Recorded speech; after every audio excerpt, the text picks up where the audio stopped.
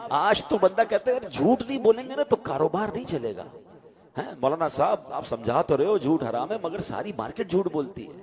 آج سود کا کام نہیں کریں گے تو کیسے؟ حضرت آپ کو نہیں پتا سود کا کام کریں گے نہیں تو ہمارا بلڈنگ ہی نہیں کھڑی ہو سکے گی, ہمارا امپائر ہی کھڑا نہیں ہوگا, ہمارا بزنس ہی یعنی ہمیں ایمان کا وہ کمزور لیول ہو گیا. بلکہ لوگ کہتے ہیں نماز پڑھنے دکان چھوڑ کے جاؤں گا تو کاروبار کیسے چلے گا.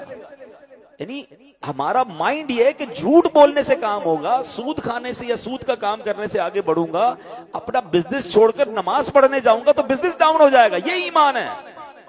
تو کہاں سے مدد آئے گی؟ آپ بتائیں نا. آپ غور کریں کتنی چیزیں. آج کسی کو کہو بھائی دین کا کام سیکھنے کے لیے کچھ تھوڑا سا ٹائم نکالو, ارے بھائی بچوں کو کھلانا بھی ہے, ہمارے کاروبار بھی ہیں, ہم اگر چلے گئے دین کے کام کے لیے 2-4 دنوں کے لیے تو پیچھے کون ہوگا؟ بچوں کا کیا ہوگا؟ فیملی کا کیا ہوگا؟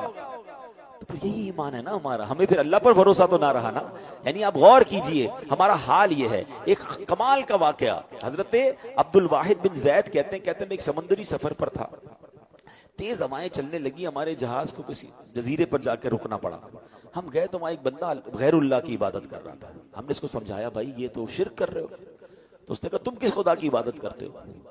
تو انہوں نے تفصیل بتائی کہ ہم اللہ کی عبادت کرتے ہیں, اللہ نے ایک رسول ہم پر بھیجے, انہوں نے ہمیں معجزات دکھائے, دلیلیں بتائیں, ہم ایمان لے آئے ان پر, اللہ کا پورا پیغام. انہوں نے کہا پھر ان رسول کا کیا ہوا؟ کہ جب اللہ کا پورا پیغام انہوں نے پہنچا دیا تو اللہ نے انہیں اپنے پاس بلا لیا. تو انہوں نے کہا کہ کوئی نشانی ہے تمہارے پاس تمہارے دین کی؟ تو کہا ہمارے پاس قرآن شریف تھا. ہم نے اس غیر مسلم کو قرآن شریف دکھایا. جب اس نے قرآن پڑھا تو وہ آنسوں سے رونے لگا. کہتا ہے کہ یہ تو اس ہستی کا کلام ہے, حق بنتا ہے کہ اس کی نافرمانی نہ کی جائے. اس بندے نے قرآن سنا اور اس کے بعد کلمہ پڑھ کر مسلمان ہو گیا.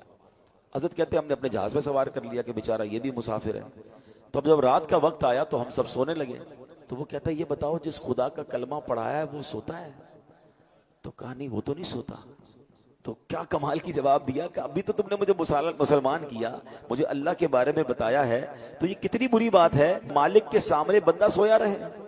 مالک جاگ رہا ہے تو غلام کیسے سو سکتے؟ وید بھی ہے کہ ہم سارے سو گئے, وہ ساری رات عبادت کرتا رہا, ساری رات دعائیں کرتا رہا. جب ایک کنارہ آیا تو ہم نے اس کو کچھ پیسے دیے کہ پیسے لے لو, آپ اپنی زندگی کیسے گزارو گے؟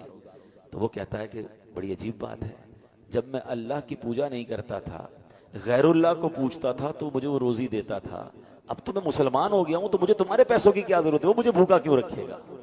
ہائے ہائے. وہ کہتے ہیں یہ ہم بندہ ہمیں یہ کہہ کر جدا ہو گیا اور اندازہ ہوا کہ یہ نیا ہونے والے مسلمان کا ایمان کتنا پکا تھا.